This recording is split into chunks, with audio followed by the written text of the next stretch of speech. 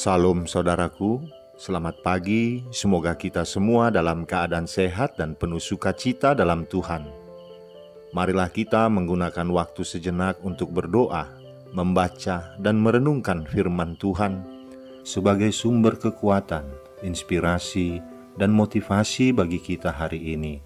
Selasa 23 November 2021. Sebelumnya mari kita berdoa. Bapa di sorga, kami bersyukur atas hari yang indah ini, hari yang penuh harapan. Kami akan merenungkan firman-Mu. Kiranya Roh Kudus menerangi hati dan pikiran kami, agar kami sungguh memahami firman-Mu. Dalam nama Tuhan Yesus Kristus kami berdoa. Amin. Firman Tuhan yang menyapa kita di pagi ini, Mazmur 34 ayat 9. Kecaplah dan lihatlah betapa baiknya Tuhan itu. Berbahagialah orang yang berlindung padanya. Demikian firman Tuhan.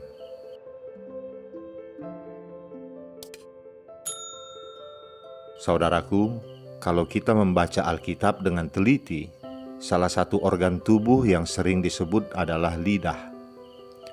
Namun kebanyakan ayat-ayat Alkitab yang berbicara tentang lidah berhubungan dengan fungsi lidah sebagai alat bicara.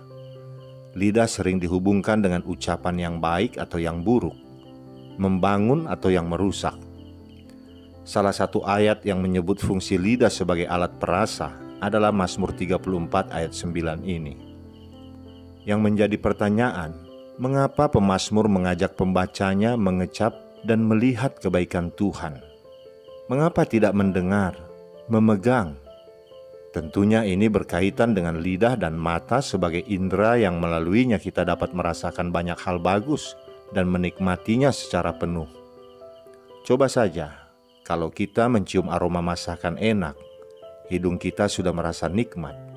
Tetapi kenikmatan yang penuh baru akan kita alami saat melihat dan mencicipi makanan itu. Kita tidak akan pernah mengatakan makanan itu sedap hanya dengan mencium dan memegangnya. Jadi, melalui lidah dan mata, kita bisa menikmati banyak hal secara penuh. Oleh sebab itu, tidak salah kalau pemazmur mengatakan, "Kecaplah dan lihatlah betapa baiknya Tuhan itu." Maksudnya adalah, kebaikan Tuhan itu sungguh-sungguh nyata dan luar biasa. Karena hal itu seperti dapat dirasakan oleh lidahnya dan dilihat oleh matanya. Ia mengalami secara penuh kebaikan Tuhan dan merasa puas olehnya. Ia mengajak kita mengalami dan mensyukuri kebaikan Tuhan, sama seperti seseorang dapat menikmati makanan enak dan melihat pemandangan yang indah.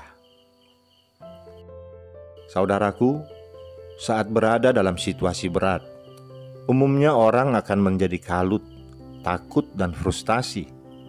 Berbeda dengan Daud yang telah mengarahkan pandangannya kepada Tuhan dan mengingat-ingat akan kebaikannya, sehingga ia tetap bisa memuji-muji Tuhan.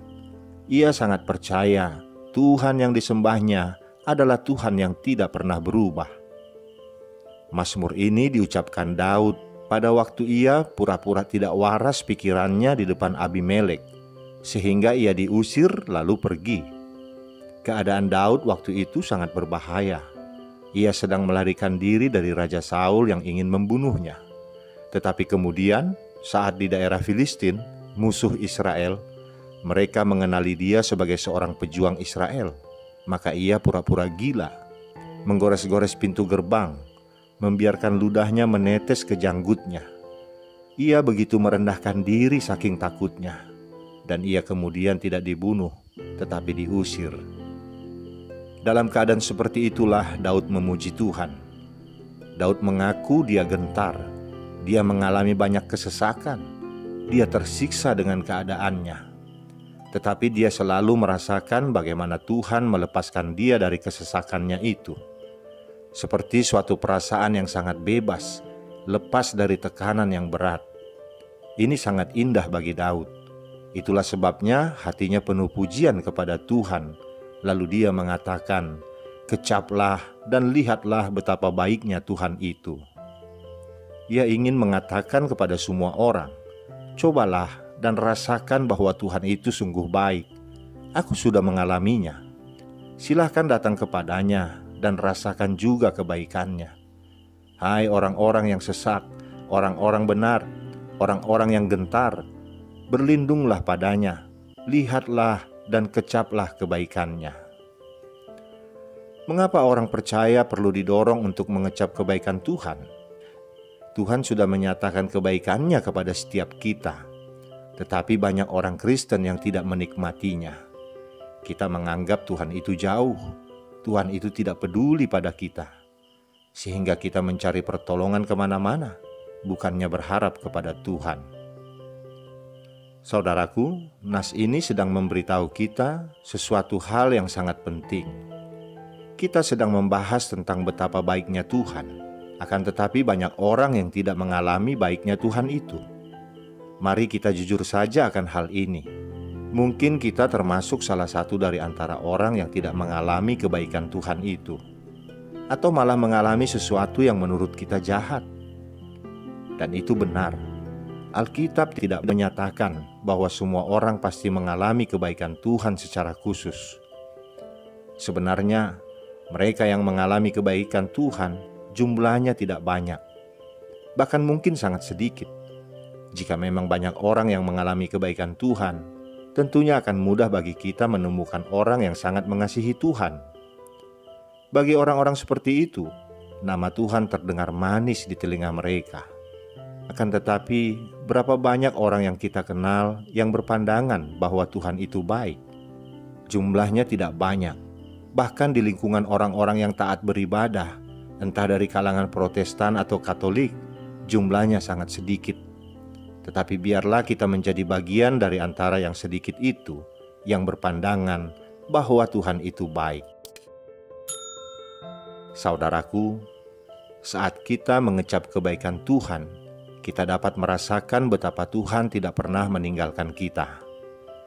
Ketika kita mengecap kebaikan Tuhan, kita akan memahami bahwa janji Tuhan adalah ya dan amin, sehingga kita bisa kuat dan tegak berdiri sekalipun menghadapi terpaan badai.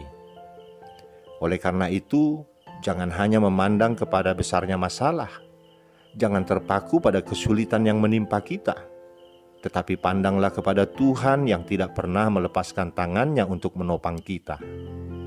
Coba kita ingat, kebaikan Tuhan apa yang baru-baru ini kita alami? Apakah kita sudah bersyukur untuk itu?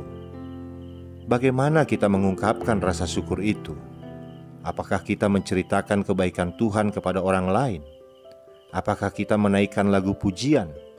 Apakah kita memberikan persembahan syukur?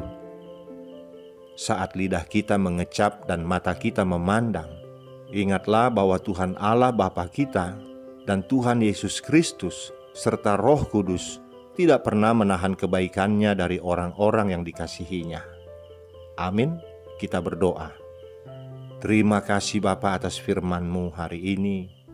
Engkau ingatkan kami, Engkau Tuhan yang sungguh baik. Engkau Allah yang patut kami sembah. Kami mengucap syukur atas segala kebaikan-Mu yang telah kami terima dari waktu-waktu yang lalu sampai saat ini dan yang akan kami terima di hari-hari mendatang. Hari ini kami belajar bagaimana menikmati kebaikan Tuhan melalui nyanyian syukur hamba-Mu Daud yang telah mengalami kebaikan-Mu. Dan kami juga mau bermazmur sama seperti Daud, sebab kami juga adalah orang-orang yang telah mengalami kebaikan-Mu. Beri kami kekuatan untuk selalu menaikkan pujian syukur kami atas segala kebaikan-Mu yang telah kami terima dan kami nikmati. Di dalam nama anak-Mu Tuhan Yesus Kristus kami berdoa. Amin. Selamat beraktivitas saudaraku, Tuhan memberkati. Salam.